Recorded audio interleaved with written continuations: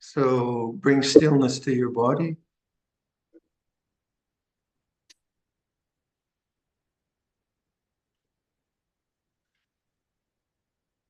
Stillness in the mind.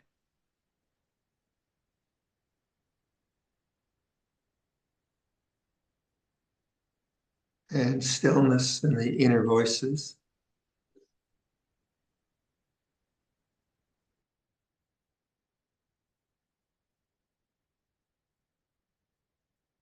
Listen to sound.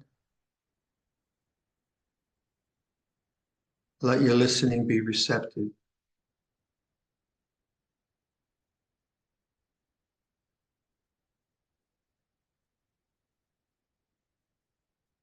Notice the changing nature of sound.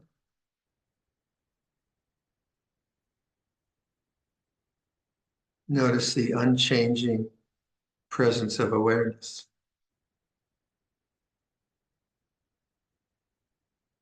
Be that awareness.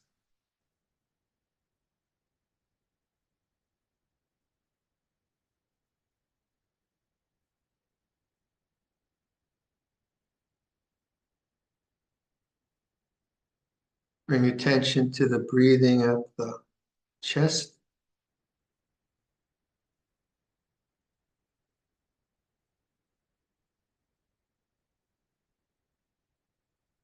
Feel an in-breath and an out-breath. Attention at the chest.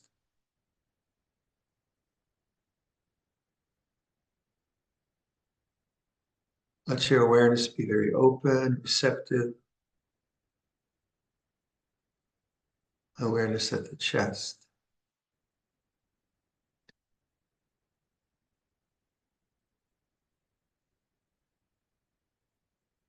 Breathing in, introduce the image of someone you love. Name them, visualize them. Feeling at the heart. So if I remember my teacher, on the in-breath, Luang Por, and the out-breath, giving out, may you be well. So the in-breath is opening to loving kindness. And then the out-breath is giving out loving kindness. So something very simple, a simple image that triggers the feeling of loving kindness or gratitude. And then the out-breath, may you be well.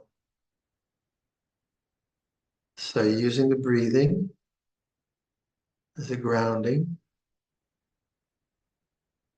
and then the intentionality around loving kindness, and getting to bring your attention to the heart center, becoming sensitive there.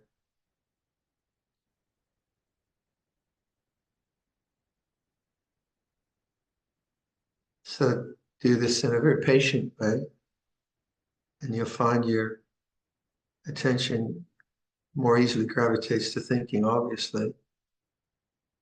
And just let the energy kind of come down through the throat and rest in the heart, breathing in and then breathing out with loving kindness. So let's do that for a while, see what happens.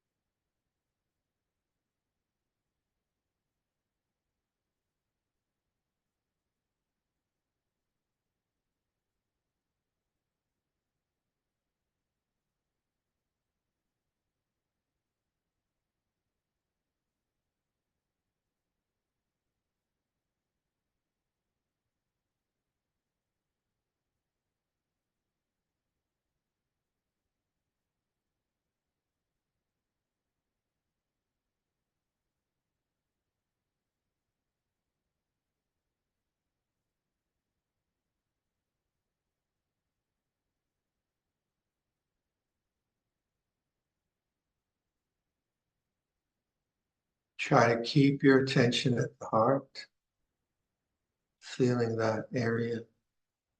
Breathing helps, and then the connection to loving kindness through the image of a person. So it's a remembering, a re-stimulation of something that we all know or feel.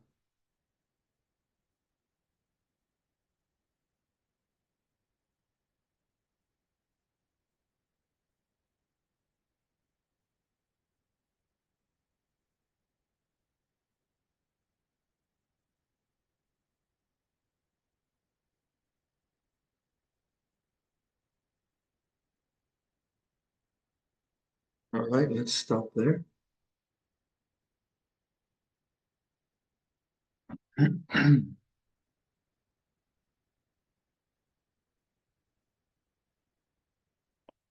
Jane, did you hear that bell?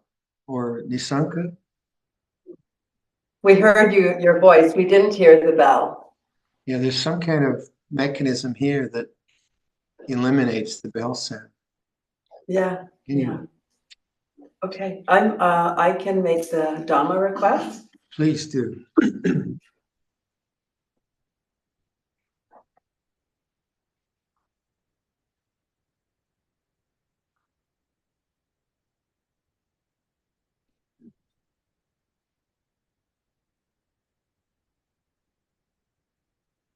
Brahmachaloka dipati sampati katanjaleyana divaram ayachatta santi dasahata parajakajatika Dese Dhamma Anukampiman Pajam.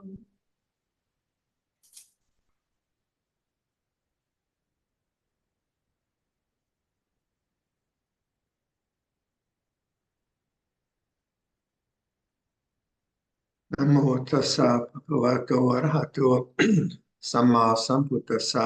Namo tassa bhagavato arahato samma sambuddhassa. Namo tassa bhagavato arahato samma sambuddhassa. Buddhang Dhammang Sanghang Namasa.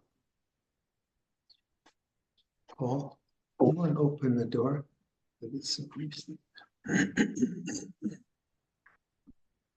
So good evening and good morning and good afternoon, wherever you are.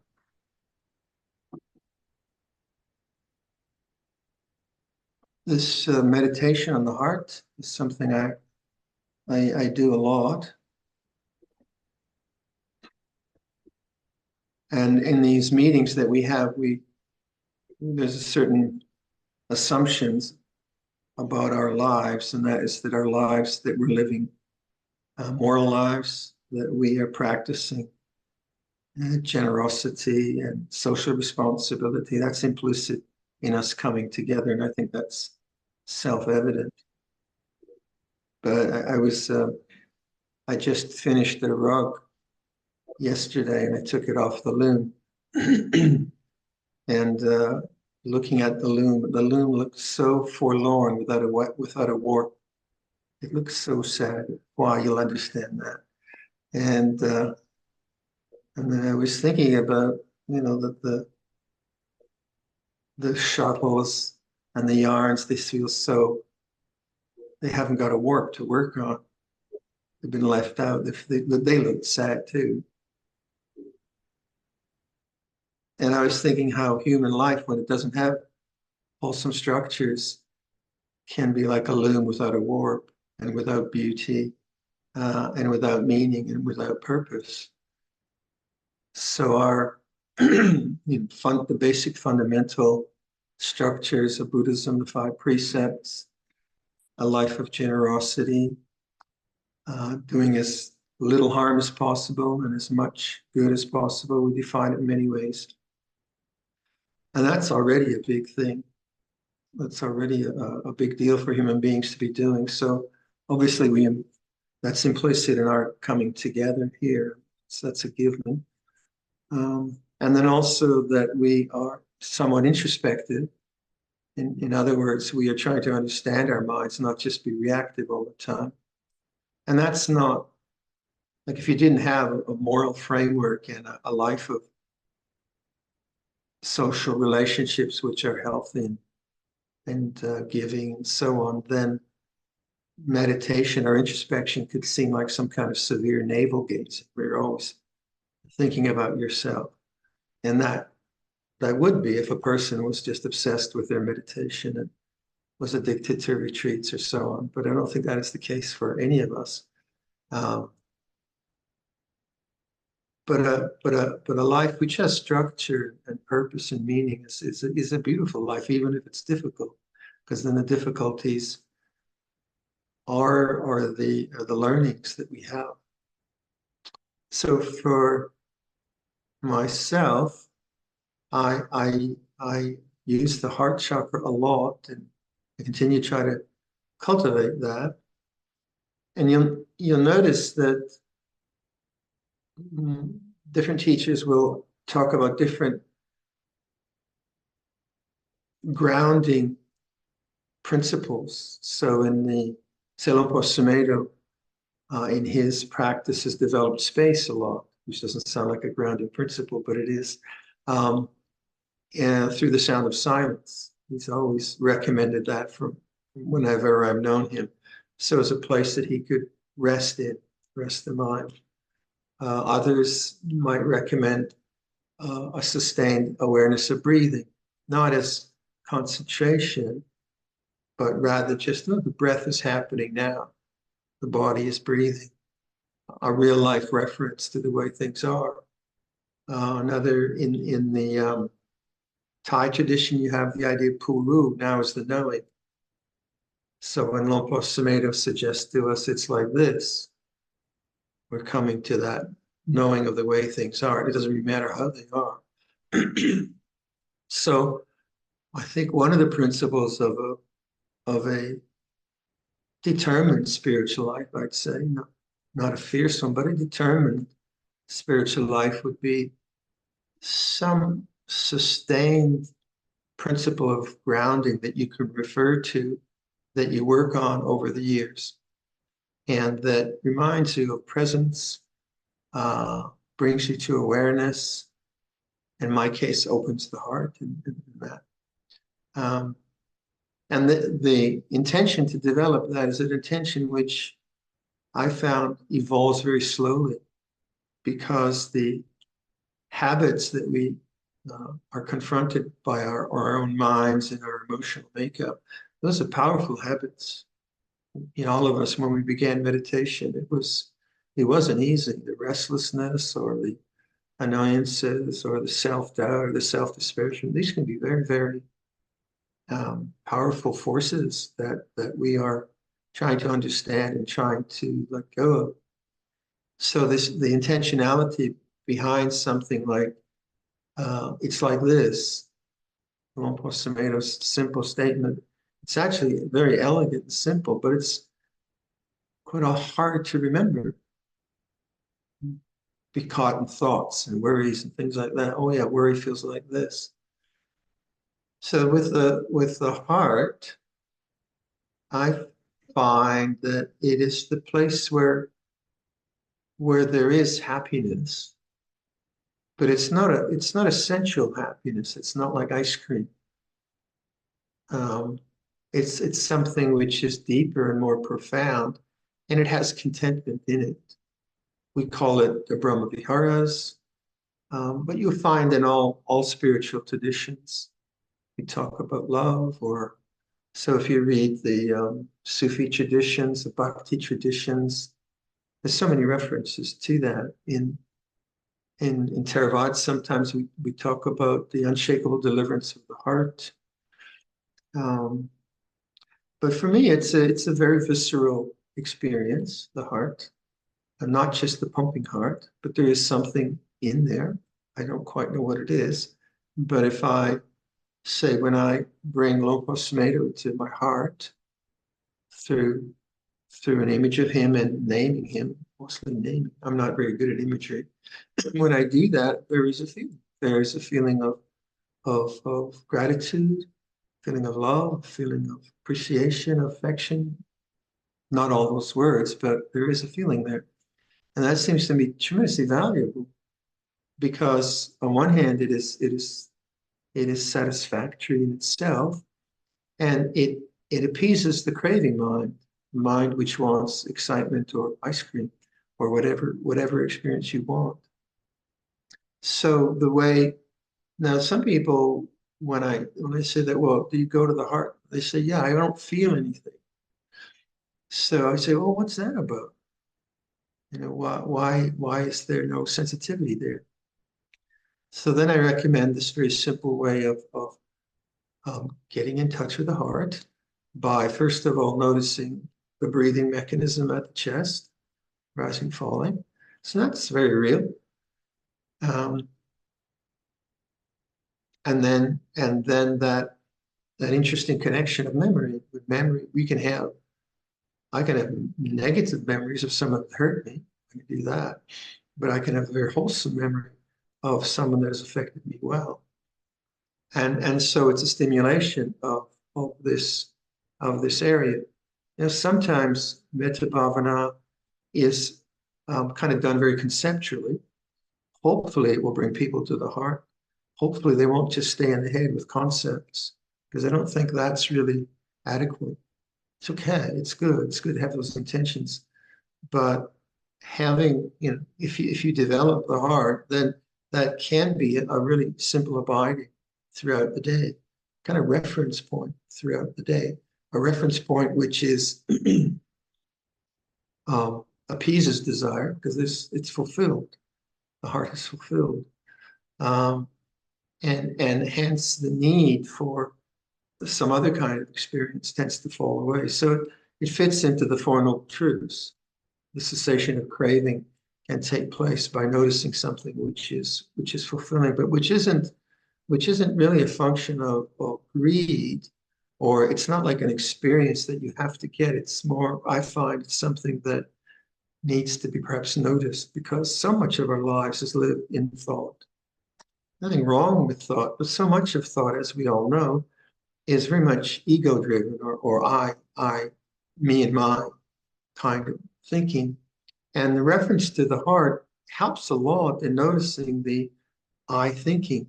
Because if you're referring to something, if you have a reference, a base that you can go to, abide with, become more familiar with over the years, and this is where this kind of intention might take a long time. It's not like someone says to me, I don't notice the heart, so they give up. Well, yeah, go do it for 20 years. Give it a go and make it strong and investigate it. And that's, I think a serious spiritual life has those perspectives in it, a lifetime perspective. So for me, abiding in the heart has its own fulfillments, but then also it becomes a very clear noticing of the ego mind arising, and how the ego mind creates a sense of self through planning or worry or criticism or judgment or anxiety, whatever it is. That the thinking mind is dissolved when the ego mind, sense of self, is seen as an object. In other words, like last Sunday, I was talking about a simple thing like boredom. If you're listening to a Dhamma talk and you're bored by the Dhamma talk, and then you start to look around and maybe you look at your emails or try to eat a peanut butter sandwich and no one's watching. One time someone was watching, someone was eating a peanut butter sandwich right on stage. I couldn't believe it. I said, please don't eat. But the mind seeks its distractions and seeks to go somewhere when it feels bored. So, but boredom is an object.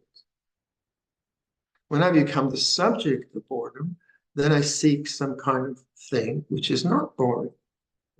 So I seek some distraction, or I start to think, when is this talk going to end?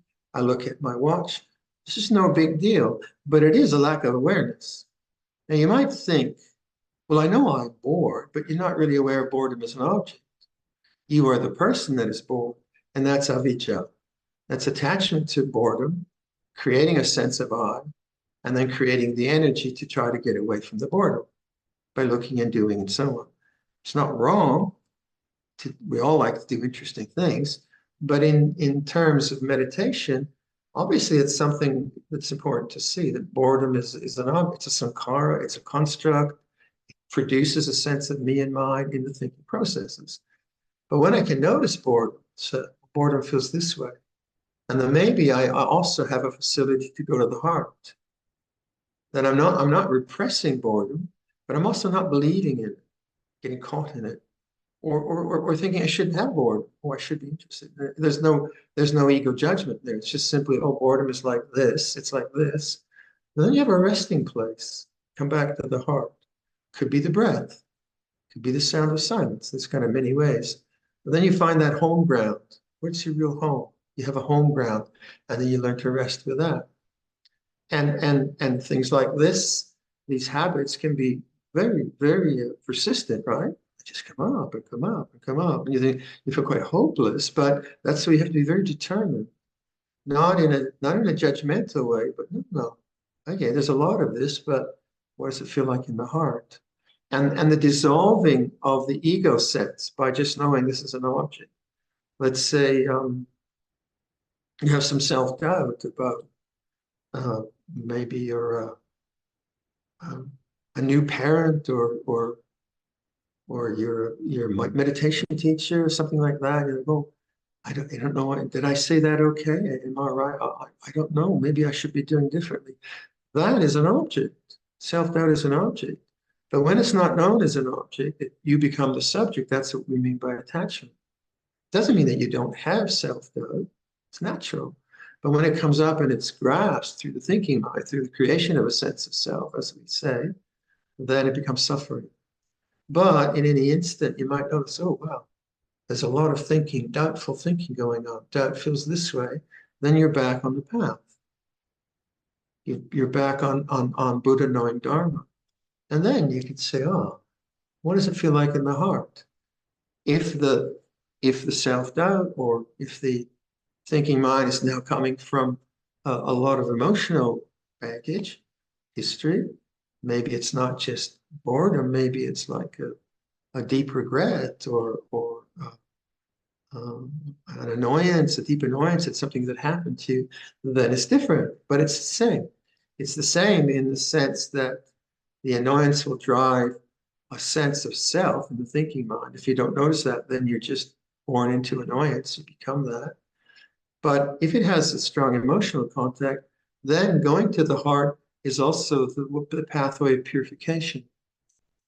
And what happens, all of us, we get conditioned through childhood, etc.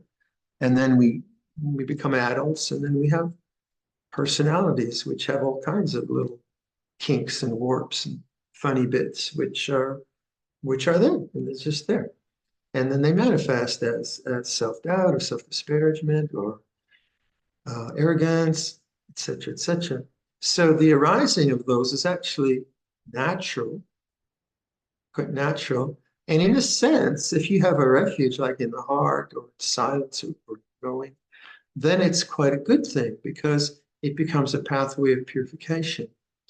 Not that we're dirty in any particular way, but purification is that the heart now has a chance to know something that it has not known in a continual way before because it's just gotten caught up. The thinking mind has just got caught up with it. So let's say you feel some kind of fearful anxiety, which you've never really looked at. You just thought about it. Thinking anxious thoughts is not the same as knowing anxiety. Thinking boring thoughts is not the same as knowing boredom. And quite often the thinking mind prevents us from really knowing the way things are and prevents our karma from ceasing, prevents these things which arise from really coming to an end. We're too impatient. So we try to fix them, we analyze them, we judge them, but we're still thinking. We're still in the thinking mind.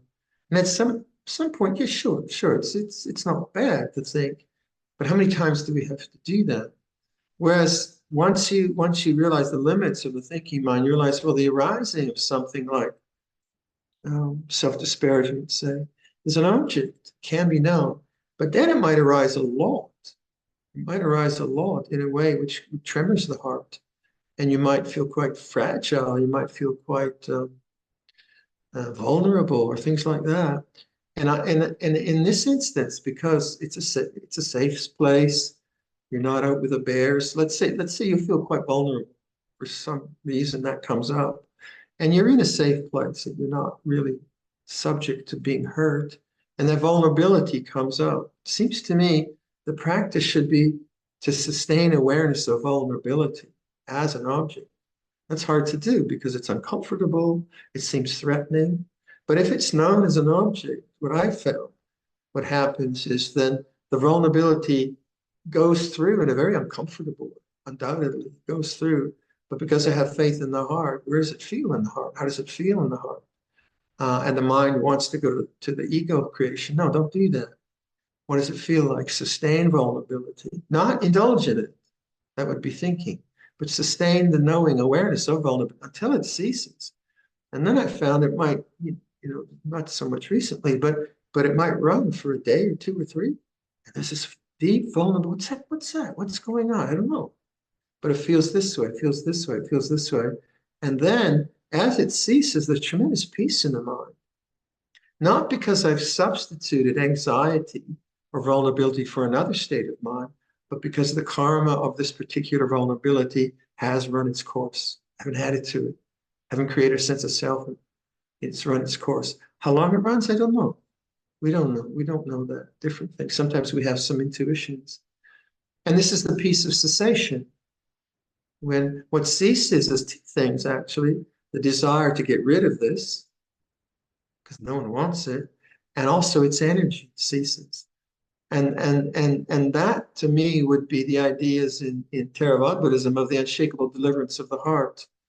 And those kinds of experiences, I think, are very, very, obviously very valuable if we have the faith and trust in something which is not thought, which is not analysis, which is not judgment, which is not, because the thinking mind does not feel. The thinking mind is abstracted. Like I can look at a clock and say it's a clock, but the vision of the clock is different. The visual image is different. I can look at the color of the wood, it's dark brown, but dark brown is something which is before thought. That's easy to understand, but of the emotional life, it's more difficult. But I think it's terribly important that we recognize the kind of the emotional life that we have. Then if we have developed the heart, not only are we able to process things like that, but also we've developed a foundation of trust and well-being within ourselves. We have a resource within ourselves that we can go to. As you know, Luang Por teaches a lot now, trust and awareness, and that's very, very important. May I add to that trust and awareness of the heart as a possibility? Go to that with just trust in that feeling, what's going there. And I find that very, very rewarding in those two ways, that it has its own fulfillment, but the kind of the niggling patterns of thinking that we all have. So it doesn't have to be strong emotions, just the sense of self creating the future, planning and worrying, just in little ways. That constant movement of the mind, that lack of settledness of the mind. You go to the body, you settle your attention in the heart, and then it notices, oh, that's a sense of self being created. That's a sense of self manifesting. And you say, no, I'll trust this. I don't think I'll trust the thinking mind right now, which isn't to dismiss thinking, analysis, figuring out a weaving pattern. That all takes thinking. It's fine. But the liberation from the ego thinking, how do we do that? How do we address these seemingly endless patterns of sense of self arising and ceasing? We don't do it by trying to get rid of it. We don't do it by repressing it. We can do it by noticing this is a sense object. This is a sense experience, this mental experience, and moving quite mindfully to another experience. And I suggest the heart, or the breath, or the sound of silence. But it's the same thing. But the movement from this obsession with thinking to the other possibility, in my case, the heart, is done through full mindfulness. It's not a rejection of the thinking mind, but it's a vision, or it's a knowing, or it's a realization, oh, that's a sense of self arisen. There it is.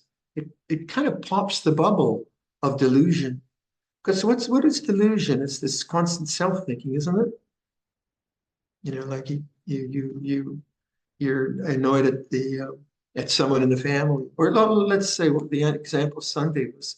You're at a family gathering, and you've got Uncle whoever who always gets up your nose, and you have to be at the family gather, and you know this uncle is always, you know, he's either racist or he's misogynist or he's into conspiracy theories or whatever, and you know, just gets up your nose, and you have to be there. So you're there, and then he starts talking, and you have no choice. You know, you've challenged him, that didn't work. And now you're feeling this uncle in your heart. And your mind immediately thinks, doesn't he shut up? Oh, I should never have come. That idiot. I mean, it's just so, and that's all self-thinking, isn't it? That's attachment. You know, you don't want uncle to talk. You know, you'd rather uncle went to another planet. You know that, but you're not really aware of attachment. When you say, oh, this is a sense of self arisen because of causes, you're not saying that you shouldn't feel annoyed at uncle. You're just saying, oh, annoyance is this way. Then you've let go of the attachment. That's the beginning of the work. Now the work is to carry on because you've been going to these meetings with uncle for 20 years. So you have this kind of intense feeling about uncle. So you feel that in the heart. You know, it's coming up in the heart. I'm not saying that you can't call uncle, or, you know, you do all of that. I'm not saying we're sort of emotional doormats that we take anything. I'm not referring to that. Obviously, one can speak out and so on, but as a coarse example. So now the result of this relationship is felt in the heart. And it comes up, and you want to run to thinking, that idiot, why doesn't he? No. Where's it like in the heart? Where's it in the heart? And then the karma that you've created with this person has a chance to be rectified, to be kind of go away from you. And if you're skillful at it, eventually you might see, oh, this man is suffering. This man is suffering his own intensities or whatever. But if you just try to project that onto uncle, oh, may he be well, may he be well, you might be very insincere and actually be causing yourself more confusion, because you're not feeling may he be well, you're feeling may he leave. So this sense of honesty of waking up to the way things are is a kind of, you know, on our last meeting with Beta, someone asked a good question about anxiety, and I said, welcome the anxiety, which is a good method. And then afterwards, I thought, and I wrote to her who she was, and I thought, well, maybe first of all, you have to say to anxiety, I hate you, anxiety, go away. To be really honest what you're feeling, because that's what you're feeling. You don't want this anxiety. So maybe that's, you know, maybe I was missing that step with her. And you say to the anxiety, I hate you, anxiety. But then you stop, and then you feel, oh, what does that feel like? Oh, it feels this way. You can see the resistance to anxiety, perhaps. And then as you see the resistance, and you know, but anxiety is like this, and you welcome it. So the sense of like really waking up is profound. It's not just kind of knowing what's going on in a perfunctory way. It's like really knowing what's going on as objects in awareness. You know, these are objects, sankharas, that are arising and ceasing in awareness. And there's the knowing. There's the knowing of that. So I found times where seemingly very, very difficult states of mind have come through me. if I've had enough presence of mind, enough experience to then know, no, no, this is important. Listen to your heart. This is important. Let it come out. Let it come out. Welcome it, but not in a silly way, in a kind of sincere way. Then I found that going through that has been profoundly peaceful because there's some knot which I haven't been able to unravel, and now it's coming up. Why do things come up when they come up? I don't know. Maybe we're ready.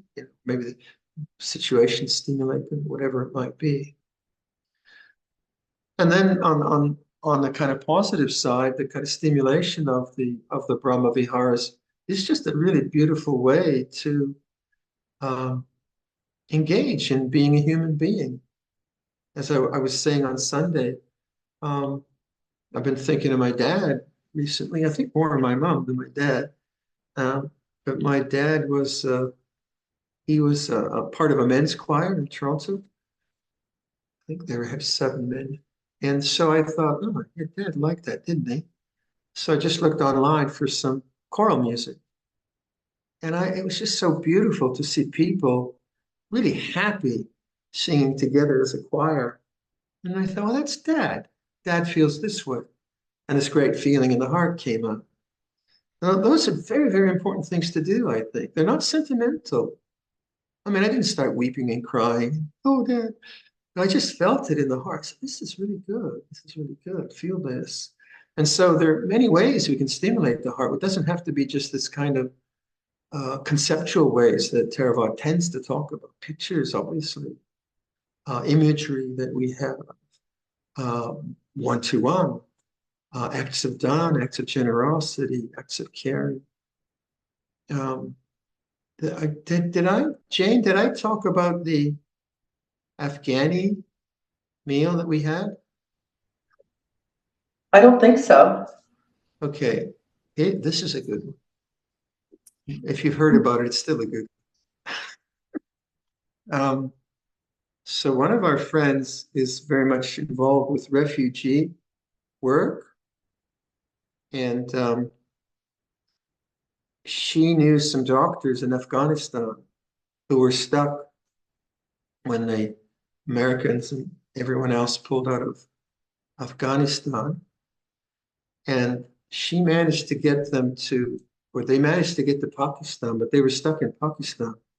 It's 3 families, three doctors, 3 primary kids, 2 teenage kids, a grandmother, all related.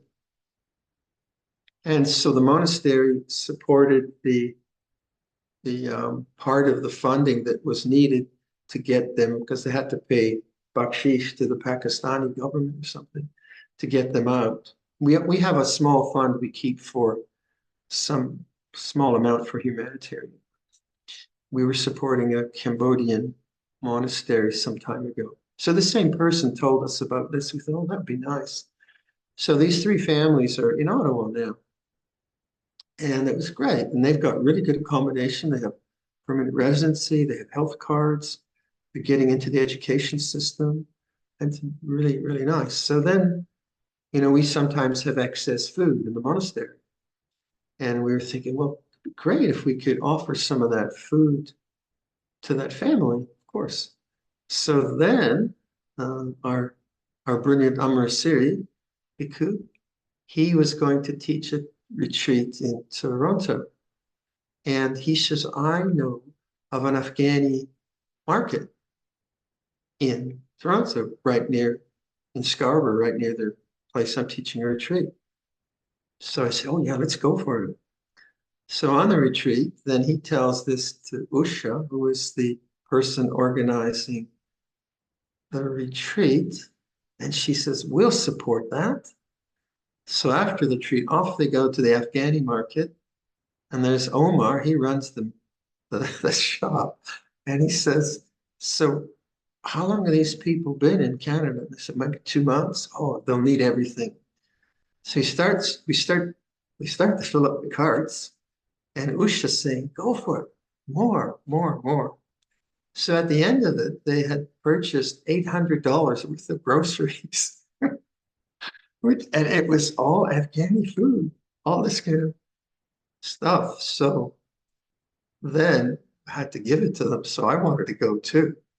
So then we arranged an appointment and we went to the family and they were so happy. It was just so beautiful to see. Um, and they were taking all this food out of the bags, and we had bought food for Eid as well. They were just over the moon. One guy even opened the bag and started eating it right in front of us. And their English isn't very good, but they're such hard people. They're beautiful people. So then they said, well, you must come for a meal. And we said, okay. And we told them our rules and so on. But we decided that we made a time, but we decided not to eat in our usually monk fashion with our alms bowls. We just wanted to eat with the family. Otherwise, we'd freak them out with our strange way of eating. And so then they prepared a fabulous vegetarian meal, and we had just the greatest time. And then I wanted to venture into religion. I wanted to venture forth and say, is there any dialogue here? And so then I brought a book of nine monasteries that Ajahn Sumedho was the patron and builder. He was the sponsor of. He's responsible for building these monasteries, one in New Zealand, some in England, and so on. And these are very beautiful pictures. And I wanted them to see a Buddha shrine. And I wanted them to know that the Buddha image is a symbol, not an idol. I want to get that across. So I showed them the book and I said, do you see this? This is a symbol, not an idol. So we got Google out, Google Daria. You can do Afghani in Google. And we got Google Daria out for symbol, idol, and they got it. Yeah, oh yeah. Oh, I get it. It's for reflection. Yeah. One of the doctors said for reflection. His English isn't very good, but he got it. So right there, all of a sudden there's this kind of lovely rapport because we're not stuck on dogma. We're not stuck on language. What does language point to? And then I had asked Amarasiri Bhikkhu to write down names that in Darya that were the unconditioned, the uncreated, the unborn, the deathless. I left out Nibbana because that's Nirvana because that's a rock group, and we just used those words, and we asked them, "Are you familiar with that language?" Yeah, Allah, Allah. That's the way they speak of Allah. And then I said, "Is Allah outside or inside?" Oh no, inside, inside. So where's the difference? And you could see that like human beings enjoying a loving relationship, enjoying companionship, enjoying good food with a different way of with the different symbols and rituals. We talked about jihad. Jihad's not about war. Jihad's about your defilements. It's about defilements in your heart. That's all rubbish. That's all crazy talk. So anyways, it was just lovely, just lovely. So now our next episode with them will be caravanserai. Is that the word? Caravanserai? To try to bring the whole family out to the monastery and take the kids canoeing. That's our next adventure. But this is the joy of human living, isn't it? Where we can connect to people in these ways, and this all opens the heart, doesn't it? It all stimulates that part, and you just keep. And the more you engage in those situations, and actually use them to notice. So, what's the heart feeling right now? Rather than just a scenario, what's it like now? The more you realize it's always there, it's always a possibility. So it's always very, very, very possible. Yeah, that was a memorable. And Venerable Amarasiri, he comes from a big family. As I like to joke, I think he has 6,000 cousins or something, vast amount in South India. And so he's used to big families and meals together. He was in heaven. The food was good. That was also good, but just in the heaven of human companionship, of human joy. Very, very lovely. So if this if this sense of developing something in the heart seems reasonable, then I would suggest do it regular, kind of come to the heart. You can use music to stimulate that. You can use imagery. You can use language. You can use pictures, many ways. But I think the stimulation of that is very, very important because then it becomes a natural kind of resting place. All right, I'll leave that for your reflection.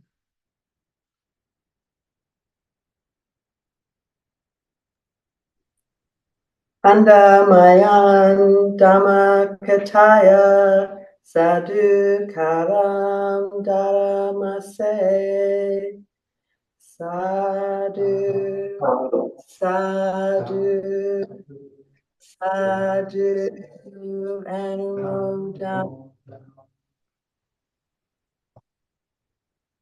Any questions?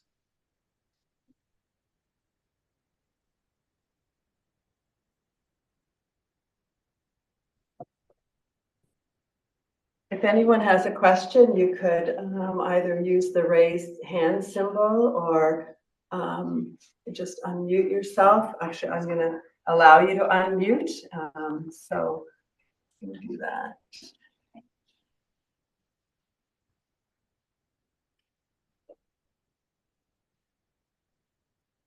Mike, how are you? I'm well, thank you, Luang Por. Nice to see you. Is Toronto hot? Too hot. Too hot. Thinking Oh, about the world's water too hot. element. Huh? I'm trying to think about the water element.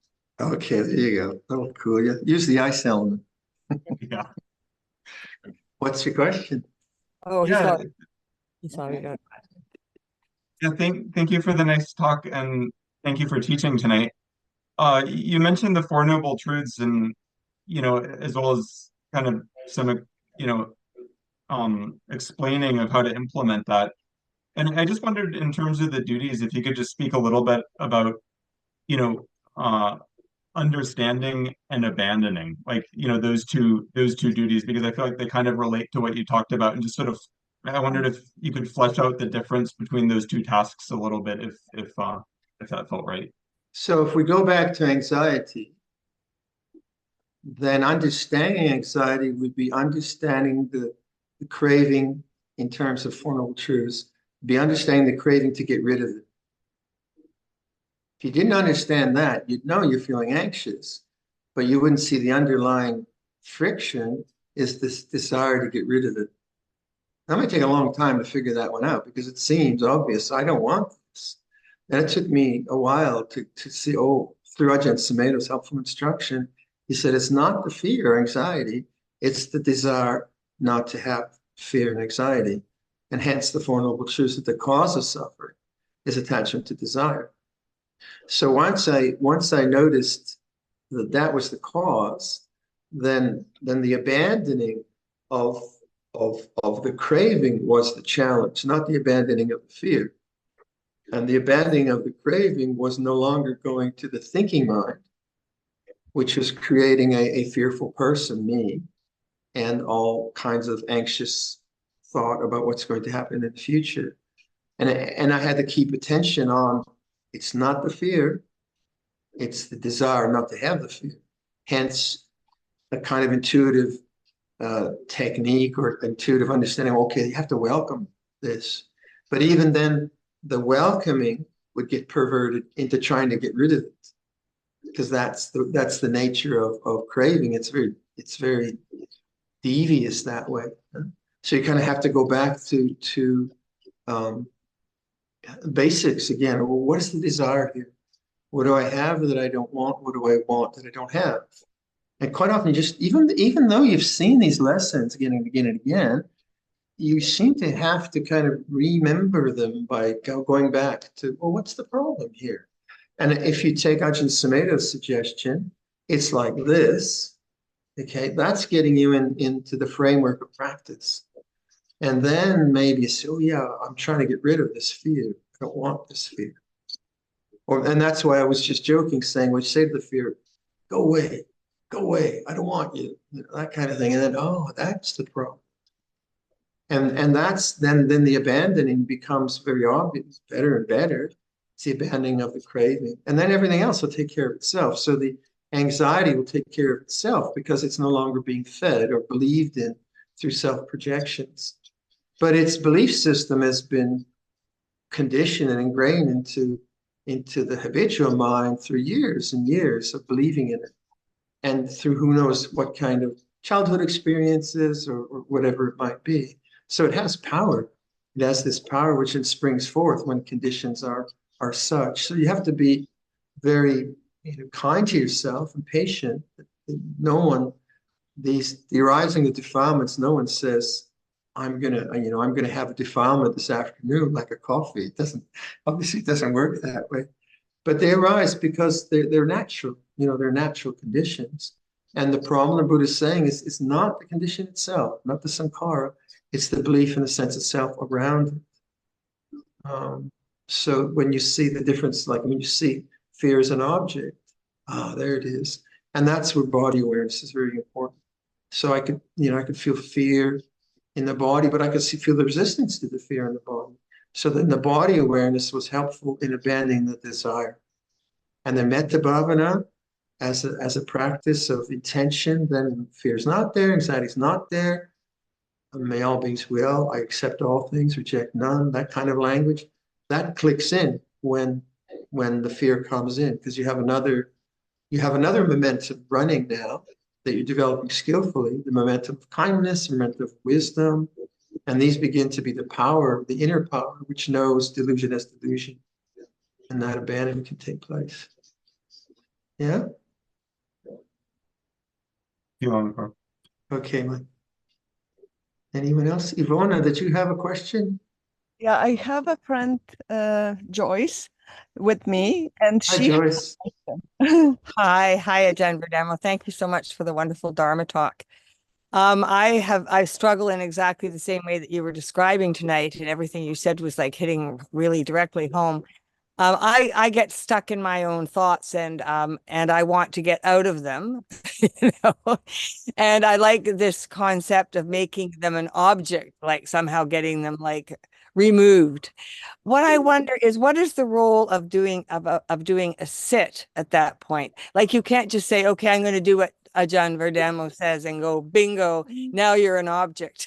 Is it a good idea to okay, in order to like get the removal happening, to actually sit and do a meditation?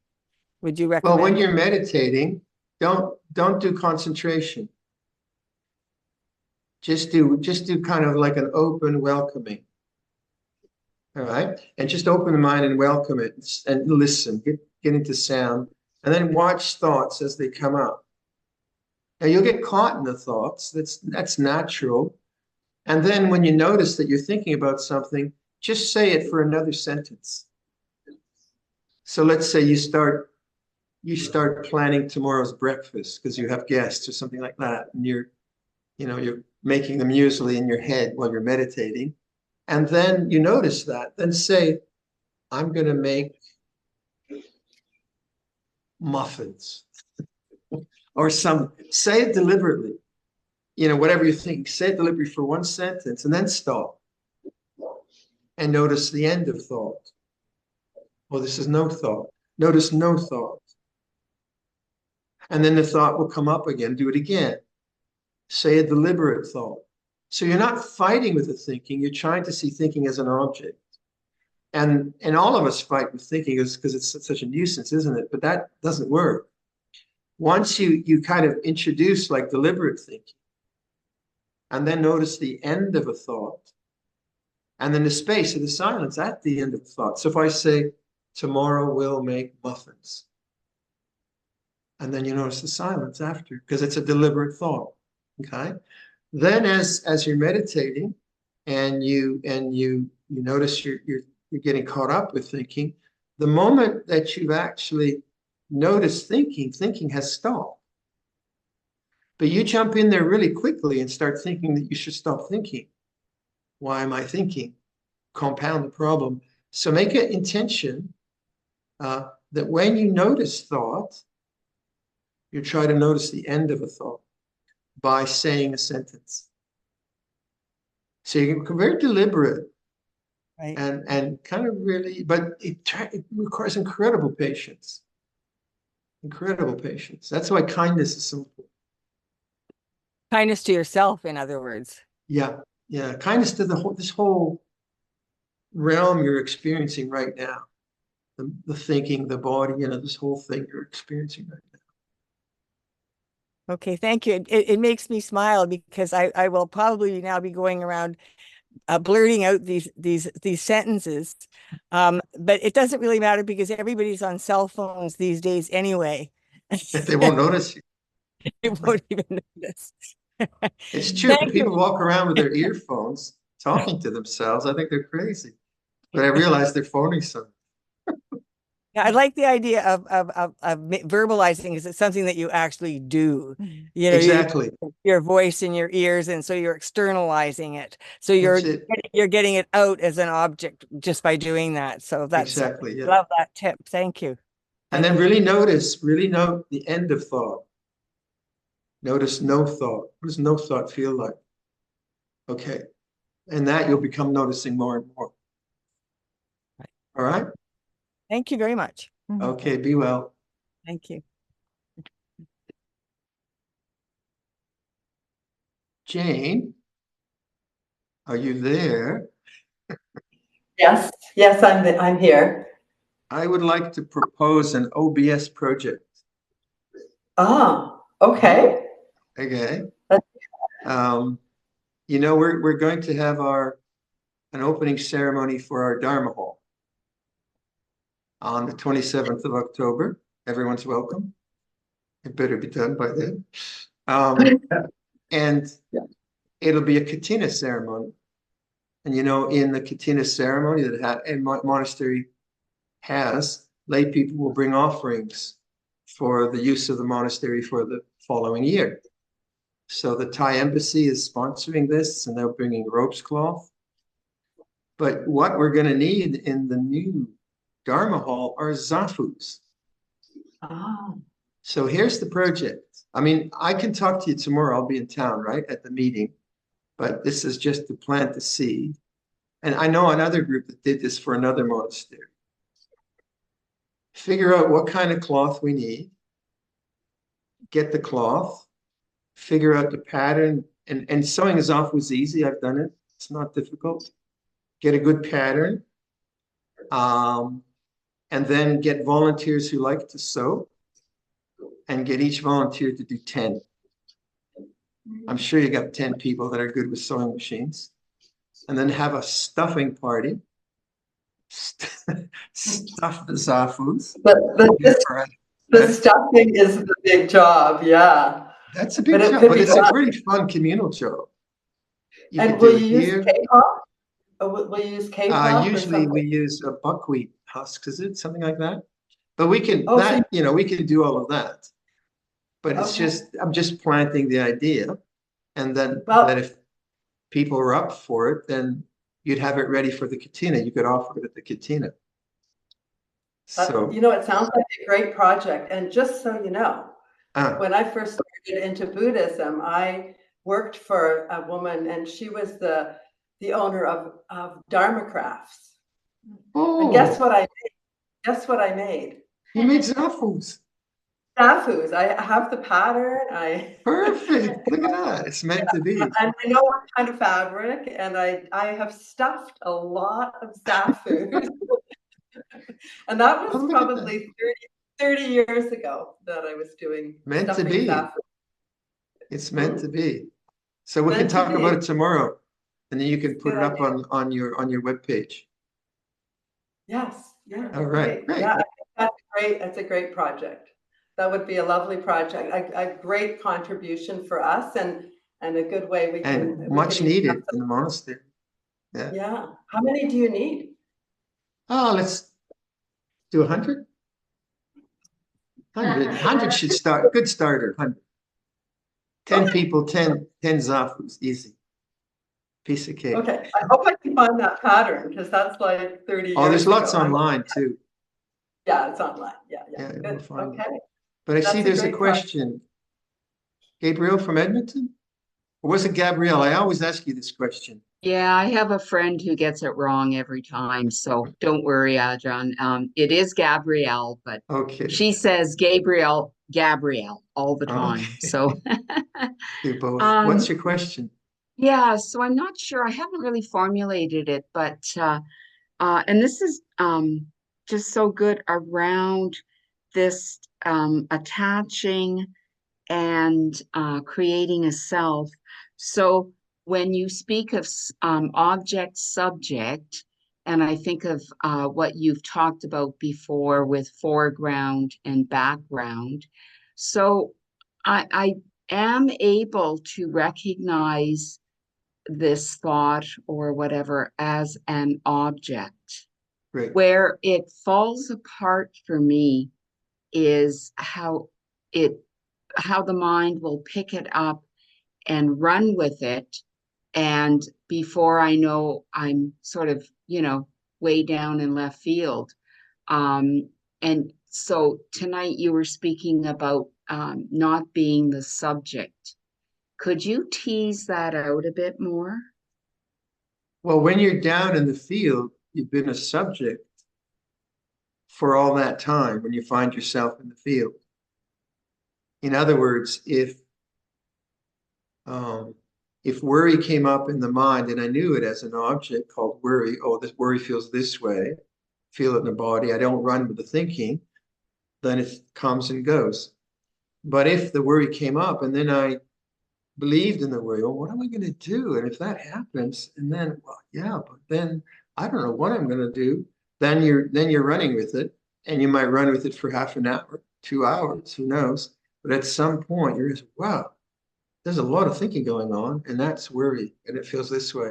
So that's what we mean by the sense of self, or they have a word in Nepali, ahankara mimankara, Yeah. I making, my making.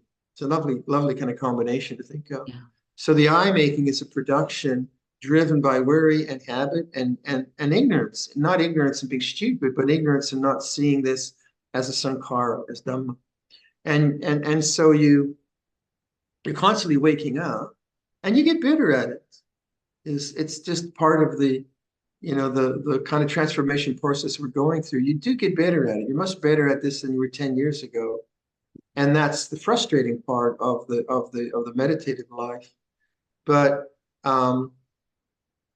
if you also have more and more body awareness, you're referring to things like the heart or the breath more and more constantly, then you do have a reference which is not thinking, which helps a lot too. And of course, mindfulness, just washing the dishes when you wash the dishes, walking when you're walking, those kinds of things too. Those are important. Right. But the intention to wake up is the powerful thing, to see that this creation of a sense of self through thought is an object. It's not real. And that intention wakes you up more and more and more. Okay?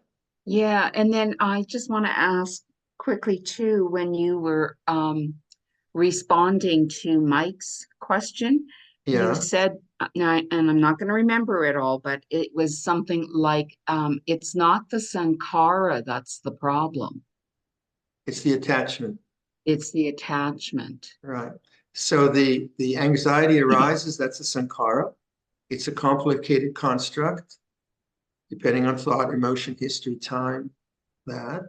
It arises, and habitually it creates. There is a sense of self which created through thought, through the habit of a lifetime. And then it's, as a meditator, you start to notice that. That's the first step. You're not just anxious, but you're noticing anxiety more as an object. But then, because you don't want it, then you try to get rid of it. So rather than just knowing it and being patient with it, because it might last like a day or an hour or whatever, you're not patient with it, then you try to get rid of it. You analyze it, think you should do something about it, or you distract or whatever. And that's why I was giving this sort of curious suggestion of sustaining vulnerability. That makes sense when you understand, okay, there's a certain vulnerability which is coming through right now. What if I could sustain awareness of the sankhara as a sankhara rather than me trying to figure out how to get rid of this thing? And that's subtle. You can conceptually you can pick it up, not so difficultly, but then experientially, viscerally, it can be very, very subtle because it's been in the mind for a long, long time. So you return to the same teachings again and again and get better and better at it, like a craft, like a craft. Okay, great. Thank you, Ajahn. Okay, great.